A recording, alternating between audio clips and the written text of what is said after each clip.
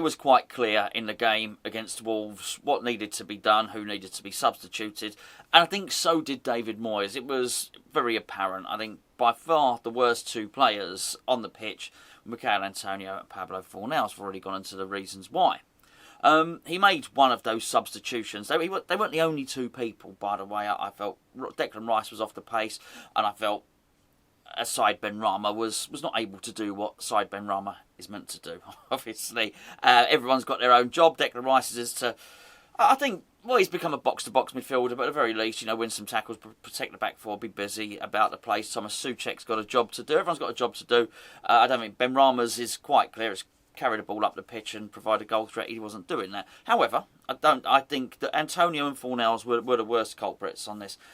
David Moyes needed to make substitutions. He subbed Fornals off. I mean, it was awful. It really was. In fact, it was really bad. But I've seen some terrible articles today actually on him, which I thought went a little bit OTT. I think David Moyes got to take a little bit of the blame for the Fornals situation. I'll get to that in just a second. But he didn't sub Michail Antonio. We all know why. Because there's not a forward at all. Now, I would have taken this position where we're in at the moment, at this point now, if you'd have asked me and offered me this at the start of the season, I'd have said yes. I think, though, as West Ham fans, we all expected something to happen with Michail Antonio. Forget international football for just a second. I think we were all worried in the transfer window that if we went into the whole season with only one recognised striker, something could happen to Antonio, and then we'd be in trouble. But I think the scenario we all imagined was that he would get injured, because clearly he's an injury-prone player. Then, of course, when he decides that he is going to play for Jamaica, we all thought, this ain't good. I do think there's a difference, by the way, between playing for France, not that Michail Antonio can play for France or is eligible for France, and playing for Jamaica. You can't take that out, travelling halfway across the world. You can't dismiss that. That's a big thing. It's a big difference between changing the time zone by 1 hour and going across the channel or whatever it might be into Europe, or going thousands of miles and basically travelling from night time into daylight. Basically, it ain't good for you, right? So I think, but I don't think a lot of us thought about that overly. I thought when he decided he was going to go and play for Jamaica, we thought, injury. He'll go away, he'll get injured, he'll come back, and then we'll be without a striker. I don't think too many of us sort of anticipated that this might happen. And I only really thought about it in a build-up, in the preview. I mentioned to Joe in a build-up, I said, I hope he's not jet-lagged, because it is something that I'd always struggled with. In fact, one day I flew back from from Miami. I flew back from Miami. I got back home. I thought I was perfectly fine, and I actually walked in my own house. I missed the door. I literally went to walk through the door. I was so jet lagged, and walked into the door frame. Smacked. You see, that's not why I did that. That's a separate injury, by the way. But I smacked my head. Walked into a door frame. It throws out your coordination. And the point is, even if you are a fit and highly tuned athlete, even just taking 5% away is going to have an impact. And I think that's what happened with Michail Antonio. I think he was a bit jet-lagged. I think it took its toll. I think even maybe just the sort of jubilation and all the attention that was hoisted upon him, because he was great in both games for Jamaica, wasn't he? Scored 2 goals. One of them at a really nice solo effort.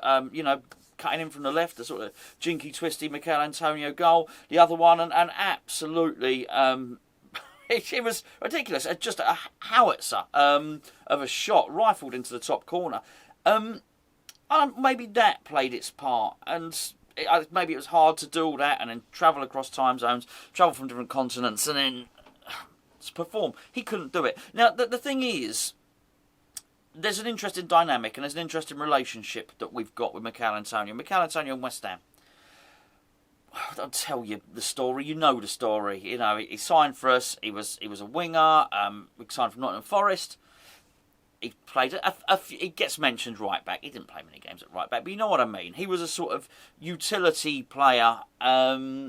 And at some points, we suggested he was maybe our best substitute. Michail Antonio, the super sub, you remember that one. Moyes has come and he's turned him into a striker. But he's almost put too much faith in him. There's too much on him. And I think with that relationship, with us basically saying to him, look, okay, Michail, you're our number one guy. We're not even going to bring in another striker. We're going to wrap you in cotton wool. We're going to give you the best medical attention. We're going to do everything we can to keep you fit and keep you firing. Michail Antonio has spoken about how he would like to challenge for the Golden Boot, and I think West Ham are playing their part in trying to make him do that. But it's almost a very special relationship there. I think the moment Michail Antonio decides to play international football that far away, I think the dynamic of the relationship changes slightly. And I'm not saying Michail Antonio shouldn't. I absolutely defend his right to go and play international football. I think it's a good decision for him, actually. I really do. I think for Michail Antonio, it's the right decision. And Michail Antonio has got to make decisions that are right for Michail Antonio. However, it's the wrong decision for West Ham United. It absolutely is. So I think at that point, we have to change the dynamic of the situation, which is we have to bring somebody else in now. Because, I don't know if you know this, Antonio's away in January. They have 2 World Cup qualifiers, Jamaica. So he's going. He's going back. He's going back to the Caribbean in January. Not a time we particularly need to lose players, particularly considering that that's not a million miles away. I don't mean distance, I mean in terms of time, from when Benrahma will be going and playing as well. And we're just not prepared for it. So I was absolutely... We'll deal with the players in a different video. I was really pleased to see us link with Origi again today to Mohamed Bayo and who was the other one? It was Oliveira, I think. Victor Oliveira. I think it was from Braga. I'm sorry, without my glasses, can't actually see. I was pleased to see that, and I think actually now that previous relationship where we might have had with Antonio, which was Antonio, you're the number one guy. We're going to build everything around you. Because you're committed to West Ham, you're our only guy. I think that's got to change now. So I think it's not only really important we bring in a striker. I think we bring in a striker that can challenge Michail Antonio, and this has to be the case now because we put all our eggs in one basket with him, but he's not put all his eggs in one basket with us. Now, don't get me wrong. I think I want him to sign a new deal as well, and I think he's an absolutely tremendous player. But we've got to try and mitigate what's happening here, and that is that if he is going to go away on international duty and he's going to come back like that, and I understand it. As I say, I understand why more than anyone. Then we've got to at least admit to each other, West Ham and Antonio, look, okay, you're not going to be a best when you come back. We're going to give you a little time to acclimatise. Realistically, he comes back, flies back from the Caribbean. You say, right, okay, mate, you're going to miss the league game, and we might bring you on as a sub if something's not going quite right, and you'll probably miss the European game. We'll play our other striker in that one, and then you're back for the next one. I think it's something like that, and it's a sharing of the load and it's a sharing of the burden. West Ham, it seemed to me that there was a point where he decided he was going to play for Jamaica, then sort of decided he wasn't going to play for Jamaica. Now he's decided he is again. So I just wonder at the start of the season if at that point we thought he probably wasn't going to play for them. So maybe if we'd have had this information at the start, we might have done something else. I'm not sure. I don't know. But realistically, it shouldn't have been a surprise. We've done everything we can. We sent the doctor over with him to take care of his hamstrings. He's been chauffeur piloted. You definitely don't fly a plane like that. You can tell I've not got my pilot's license. We've done everything we can for Antonio, but it didn't matter. Wrapping him in cotton wool didn't matter. He was not on it, and it was part of that blunted our defence. Cresswell alluded to it. Cresswell said it didn't seem to matter what we did, we couldn't break them down. That's very much how I felt watching it as well. Fornals was a big problem, and I find this almost weirder than the other one. Look, anyone that's had kids, you understand what it's like. Okay, you really do, right?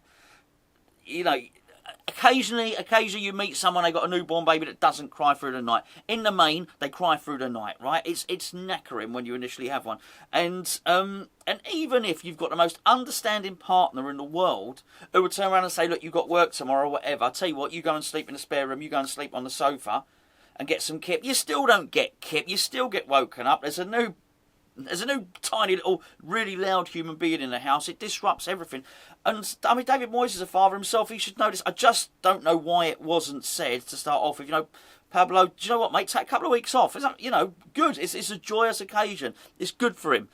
Have a couple of weeks off, mate. Do you know what I mean? We will do something else. Because it doesn't matter whether you think Vlasic is good, bad or indifferent. It doesn't matter whether you think Yarmolenko is up to the task. I tell you what, either of those players, and well, Lanzini would be one as well, by the way. All of those players are a damn sight better than a sleep-deprived Pablo Fornals, by the way. So, look, it's a great occasion for him, I say, great occasion for his family, but bloody hell, don't put him in the team. You can't play football. He looked like he had no sleep. It's like I say, Michail Antonio. It looked like he was jet-lagged, and just too much, wasn't it? Declan Rice looked like he'd been ill for 2 weeks. Again, I've got all the sympathy in the world, not been well myself. I really do.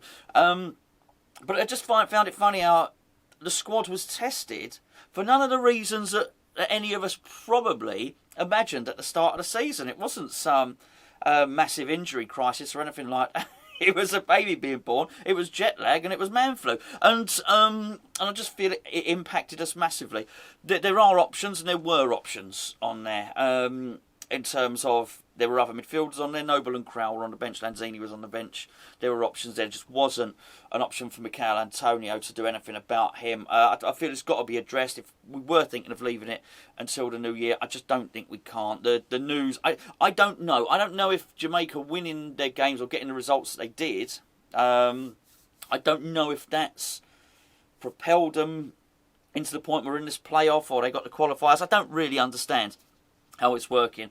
I don't know, but it was certainly new information to me that Jamaica have got these games in January. We do not need this. We've got massive fixture congestion coming up, and the club have got to look at it, and the club, it's one of those things again, and the club have got to, there is, sorry, excuse me, brief it on camera, Matt. You probably can't see anything on the camera. You're thinking, look at him, I promise you, there was something there floating in front of my face. Wasn't a ghost or anything like that. Crikey, I'm the one that's jet-lagged. Anyway, that's what I think about it. Time to bring in a striker. Do it now. Do it in the January transfer window. And I don't even mean an understudy. Let's get somebody in that can put real pressure on Antonio. And so as at least when we don't have him, we're as good as we are when we do have him.